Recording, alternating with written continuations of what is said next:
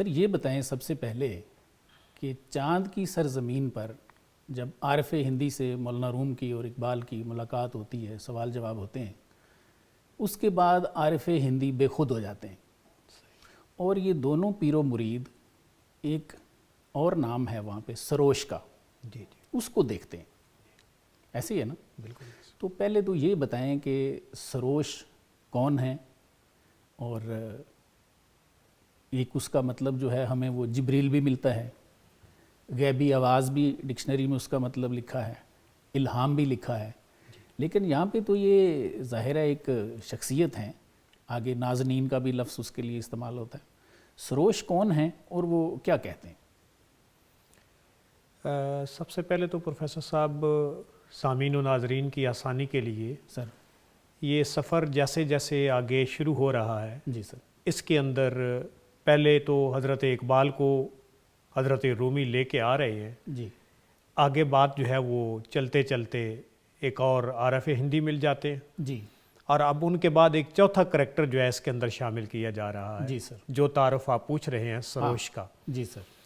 اب اس جلوہ سروش کے عنوان کے تحت دیکھیں تو بالکل لغوی اعتبار سے تو اس کا معنی الہام بھی ملتا ہے، جی سر. اور بعض نے اس سے مراد جبرائیل امین بھی کیا ہے، اور آگے جو مضمون ہے وہ بھی اسی کے موافق ہے. جی. اور اس کے علاوہ اس سے مراد بعض نے یہ بھی کیا ہے کہ آپ اگر دیکھیں تو یہ جلوہ سروش ہے نا، تو جلوہ سروش سے پتہ چل رہا ہے کہ شخصیت اس سے مراد ہے، تو وہ جبرائیل امین کی طرف یہ تھوڑا قوی کنایا ہے، بالکل، اور اس وجہ سے ہم اس کو سروش سے مراد. اور پھر کلام اقبال کے اندر مختلف مقامات پہ ان چیزوں کو لیا بھی گیا ہے حضرت جبرائیل امین کے حوالے سے، جیسے دین کافر فکر و تدبیر جہاد، دین ملا فی سبیل اللہ فساد، شگرفی ہائے قرآن فروش، قرآن فروش، دیدام روح الامیرہ در خروش. تو اقبال تو کہتے ہیں میں نے روح الامین کو بھی دیکھا ہے، بالکل، اور یہ جو قرآن فروش لوگ ہیں ان پہ غصے میں، ان کے بارے میں وہ سخت غصے میں ہیں. سخت غصے میں. ٹھیک ہو گیا سر. یہ جو پہلے چیزیں کی ہیں کہ وہ وجہ کیا ہے کہ یہ جو ادھر ادھر کی باتیں یاویاں کر رہے ہیں نا، صحیح ہے، تو یہ بلکہ وہ ٹپیکل لفظ کے اندر بونگیاں مار رہے ہیں ادھر ادھر کی، بالکل اس کے اوپر. بلکہ اس پہ ایک اور بھی آپ کا ہی کلام ہے، زمن بر صوفی و ملا سلام، ایسے ہی ہے کہ پیغام خدا گفتند مارا، کہ مجھ سے صوفی اور ملا جو عصر حاضر کے ہیں ان کو سلام ہے. یہ وہی ہے اذا خاطبہم الجاہلون قالوا سلاما والا، ایسے ہی ہے، بالکل ایسے، کہ میری طرف سے انہیں جو ہے وہ خیر باد ہے. جی سر. کہ مجھے خدا کا ایسا کلام کہتے ہیں کہ ولیز تعویل او در حیرت انداخ، کہ ان کی تعویلات کی وجہ سے تینوں جو ہے وہ سٹیک ہولڈر، قرآن بھیجنے والا جبرائیل و خدا و مصطفیٰ، جبرائیل کہہ رہے ہیں میں لے کے نہیں آیا، اللہ فرما رہا ہے میں نے بھیجا نہیں، اور رسول کریم ڈساؤن کر کے کہہ رہے ہیں مجھ پہ تو یہ آیا ہی نہیں ہے. صحیح. تو اس طرح مختلف مقامات کے اوپر جو روح الامین را در خروش اور اس قسم کے میننگز کے اندر ہمیں کلام مل جاتا ہے. بالکل ٹھیک. تو اس میں مرد عارف گفتگو را در ببست، یعنی جب اس عارف مرد نے گفتگو کا دروازہ بند کر لیا سر، مست خود گردید و از عالم گسست، ہاں، تو وہ مست ہو گئے، بے خود ہو گئے، اور اس عالم سے جس میں وہ پہلے تھے انہوں نے اس سے اپنا رشتہ توڑ لیا. بے خودی مراد. ٹھیک ہے، بے خود. ذوق و شوق اورا ز دست او ربود، ذوق و شوق نے ان کے جو ہاتھ پاؤں تھے ان کو معطل کر دیا. معطل کر. بے خودی مراد ہے. در وجود آمد ز نیرنگ شہود، جی، وہ اس وجود میں آگے جو پہلے جس میں ظاہری میں تھے اس کا طلسم توڑ دیا، اور جو اصل وجود ہے اس میں وہ پیوست ہو گئے. با حضورش ذرہا ما ندے تور، ان کے حضور کہتے ہیں جی جو ذرے ہیں وہ طور کی مانند ہم نے دیکھے. جی. اس کے بعد کہتے ہیں بے حضور او نہ نور و نہ ظہور. ہاں، تو جب ان کا وہ ظہور اس طرح نہیں تو کہتے ہیں جی نہ پھر وہاں پہ کوئی روشنی ہے، ٹھیک ہے، نہ کوئی اور ظہور ہے کسی چیز کا. نازنین در تلسم آن شبے، اب یہ شاید نہ آگے تذکرہ فرما رہے ہیں اس نازنی کا جس کو ہم نے اوپر سروش کہا. سروش کا. تو کہتے ہیں جی اس شب میں جس میں کوئی کوکب نہیں ہے، کوئی ستارہ نہیں ہے اس میں، بے کوکب را کوکب، ہاں، اس شب میں جس میں کوئی کوکب نہیں ہے وہ نازنین ہی کوکب ہے اس میں جو ہم نے دیکھا. اب دیکھیں یہ وہ چوتھا جو ہے وہ تعارف ان کو متعارف کروایا جا رہا ہے. بالکل ٹھیک. اور اب اس کے بعد آگے مزید کہتے ہیں کہ سنبلستان دو زلفش تا کمر، دو ان کی جو زلفیں ہیں جن کو وہ سنبل سے تشبیہ دیتے ہیں، گھاس ہے اس طرح وہ بکھری ہوئی زلفیں پریشان جس کو ہم کہتے ہیں، وہ کہتے ہیں جی ان کی کمر تک پہنچے ہوئے تھے۔ تاب گیر از طل آتش کو ہو کمر، کوہ و کمر ان کے چہرے سے روشنی لینے والے ہیں سر۔ غرق اندر جلوائے مستان ہے، وہ ایک مست جلوے میں غرق ہے، ہاں غرق ہیں سر۔ خشک سروداں مست بے پیمانہ ہے، تو اس نازنین نے جس کی بات کر رہے ہیں، کہتے ہیں اس بے پیمانہ نے مست ہو کے ایک نغمہ شروع کیا۔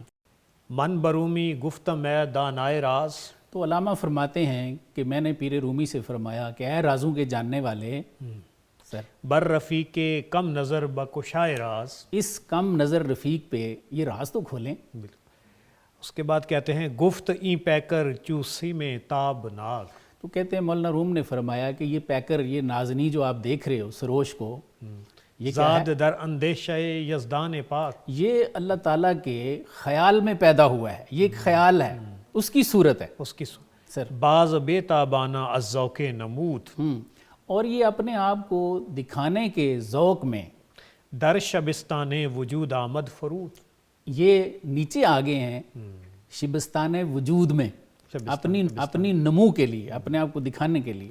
ہم چوما آوارہ غریب غربت نصیب، یہ بھی مسافر ہے، ہم چما یہ ہماری طرح یہ بھی مسافر ہے۔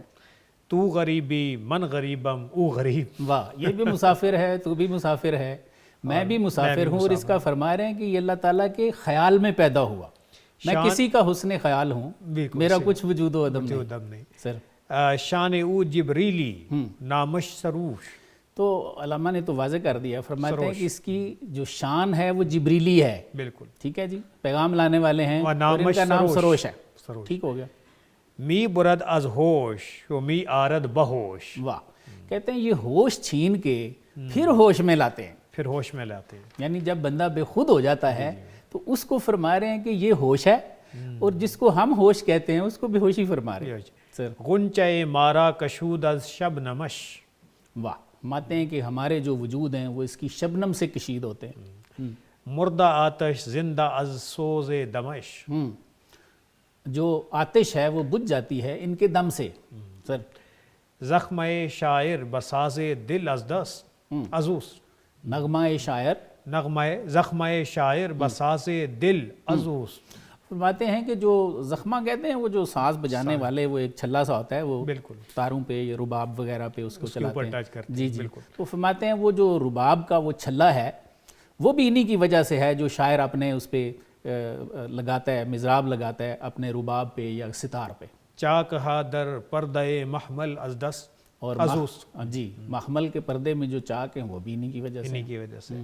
دید ام در نغمہ او عالمیں، ان کے نغمے میں میں نے ایک عالم دیکھا ہے، آتش گیر از نوائے او دمیں، تو اقبال کو فرماتے ہیں کہ تھوڑی دیر کے لیے ان کے نغمے سے تو بھی آتش حاصل کر، تو بھی گرمی حاصل کر۔ اس سے پروفیسر صاحب یہ پتہ چلا سر کہ اس چوتھے کردار کو وہی ساتھ جو پہلا کردار تھا مولانا رومی کا، وہ کس انداز میں متعارف کروا رہا ہے، صحیح، اور ایک عدم سے ان کا وجود کیسے آیا، اور اس کے بعد اس سے آگے کیا کیا سوتے پھوٹتے ہیں، ان تمام چیزوں کی وضاحت اس کلام سے میرے خیال میں بذات خود وہ کلام اپنی وضاحت کر رہا ہے۔ بالکل صحیح ہے۔ مزید اس کے لیے کچھ الفاظ کی ضرورت تو سر یہ تو وہ تعارف ہو گیا جو رومی کروا رہے ہیں ان کا، بالکل ٹھیک ہے، اقبال کو